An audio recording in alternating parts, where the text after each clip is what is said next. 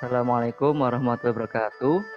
Kami dari kelompok 3, kelas 3E DMK Negeri Masaran, akan menjelaskan tentang Festival Perahu Naga. Perkenalkan, nama saya Nadika Ramadhani. Nama saya Primadul Amalia. Nama saya Ido Trisakti Adianto. Dan nama saya Ezhar Widyadaya. Baiklah, yang pertama yaitu Festival Perahu Naga atau yang disebut dengan Tuan Wu Chi atau yang dikenal dengan sebutan Peh Chun di kalangan Tionghoa. Indonesia adalah salah satu festival penting dalam kebudayaan dan sejarah Tiongkok. Peh Chun adalah dialek Hokkien buat Pacuan, bahasa Mandarin yang artinya mendayung perahu. Walaupun perlombaan perahu naga di kalangan Tionghoa Indonesia telah tidak umum saat ini, namun istilah Peh Chun tetap digunakan untuk menyebut festival ini. Festival ini dirayakan setiap tahunnya pada tanggal 5 bulan 5 penanggalan Imlek dan telah berumur lebih 2300 tahun dimulai dari masa dinasti Zhou.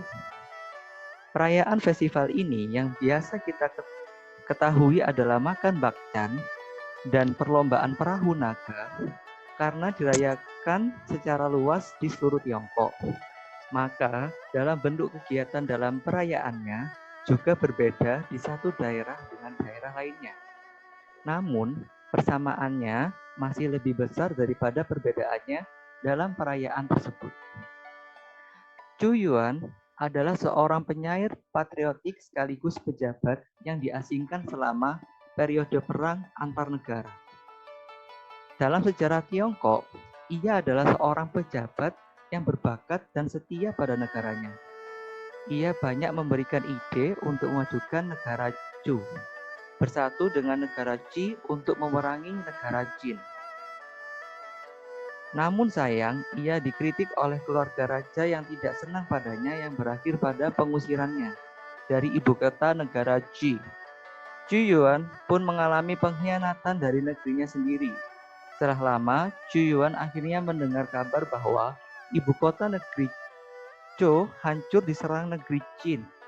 Dalam tangis keluh dan amarah bisu, setelah sembahyang Tuan Yang, Zhu Yuan membacakan sajaknya yang berjudul Li Shao, yang berarti jatuh dalam kesukaran di depan banyak orang. Orang-orang tertegun mendengar sajak Zhu Yuan yang mencurahkan perasaan cinta terhadap tanah air dan rakyatnya. Selesai membacakan sajak, Zhu Yuan dengan menggunakan perahu pergi ke sungai Beklo. Dia menjauh dari keramaian orang, lalu menceburkan diri ke dalam arus sungai yang mengalir deras. Beberapa orang yang sempat melihatnya berusaha menolong dan mencari, tetapi usaha tersebut gagal. Mereka lalu melemparkan nasi dan makanan lain ke dalam sungai dengan maksud agar ikan dan udang dalam sungai tersebut tidak mengganggu jenazah sang menteri. Kemudian, untuk menghindari makanan tersebut dari naga dalam sungai tersebut, maka mereka membungkusnya dengan daun-daunan yang kita kenal sebagai bakcang sekarang. Setelah kejadian itu, pada tahun kedua perayaan Tuan Yang, seorang nelayan bernama Qi Hu membawa tempurung bambu berisi beras lalu menyebarkannya ke sungai sebagai bentuk penghormatan terhadap Zhu Yuan. Pada tahun-tahun berikutnya, diadakan lomba perahu naga sebagai bentuk peringatan kembali atas usaha mencari jenazah Zhu Yuan.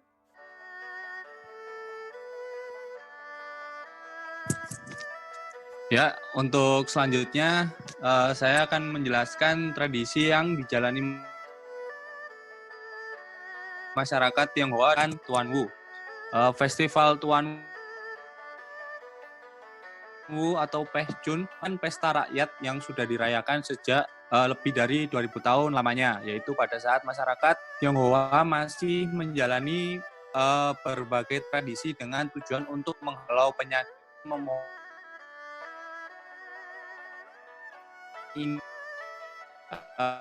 dapat banyak kegiatan dan tradisi dijalani oleh masyarakat di Tiongkok dan bahkan di berbagai negara negara penyeling umum adalah perlombaan perahu naga, makan bacang, menguntungkan mugwort, dan kalumnus, minum anggur, dan mengenakan kantong yang berisi rempah-rempah khas berbau harum. Kini telah banyak tradisi yang dihilangkan atau tidak dijalani lagi. Anda mungkin masih dapat menjumpai tradisi ini di area pedesaan. Nah, untuk yang pertama yaitu tanggal selalu berubah setiap tahun. Tanggal pelaksanaan festival Perahu Naga berubah setiap tahun. Hal ini karena berdasar kalender lunar atau bulan Cina, bukan Masehi, yaitu pada hari kelima bulan kelima.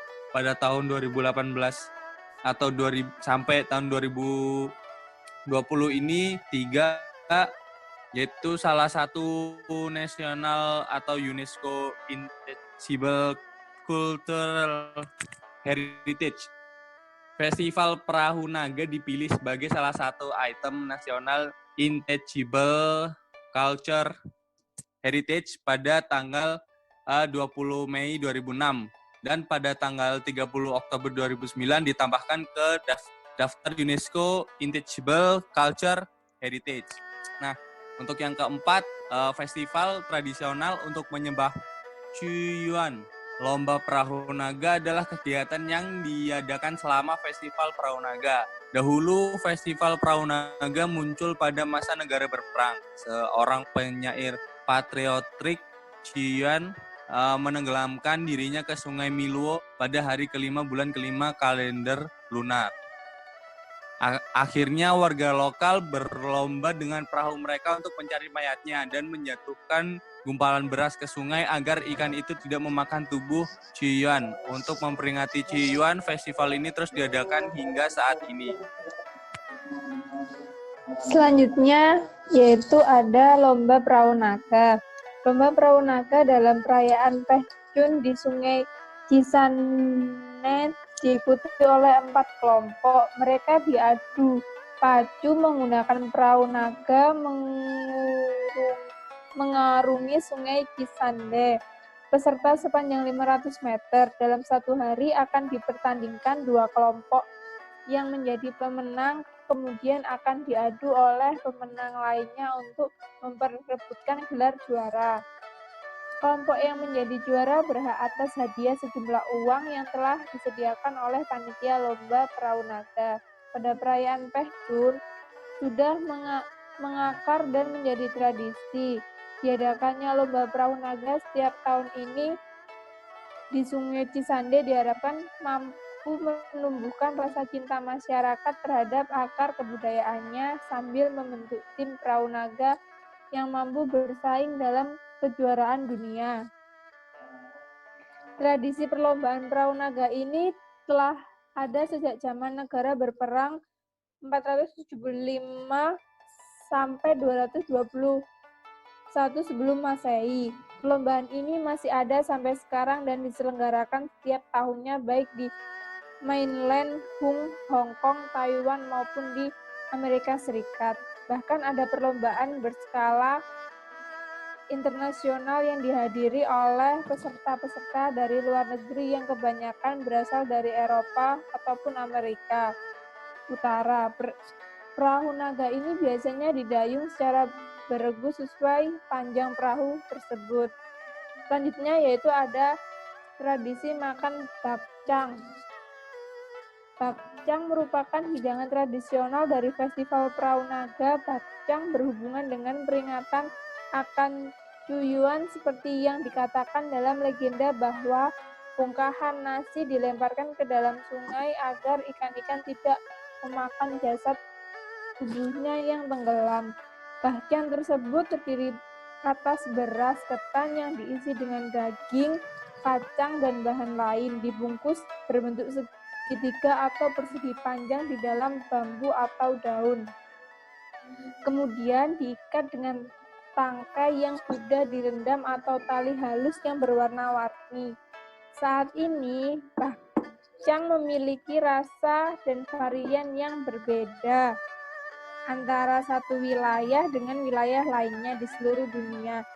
Tradisi bakcang secara resmi dijadikan sebagai salah satu kegiatan dalam festival Daunwu sejak dinasti Qin. Sebelumnya, walaupun bakcang telah populer di Tiongkok, namun belum menjadi makanan simbolik festival ini. Bentuk bakcang sebenarnya juga bermacam-macam dan yang kita lihat sekarang hanya salah satu dari banyak bentuk dan jenis bakcang tadi. Di Taiwan di zaman dinasti Ming akhir bentuk bakcang yang dibawa oleh pendatang dari Fujian adalah bentuk bakcang yang bulat gepeng, agak lain dengan bentuk prisma segitiga yang kita lihat sekarang.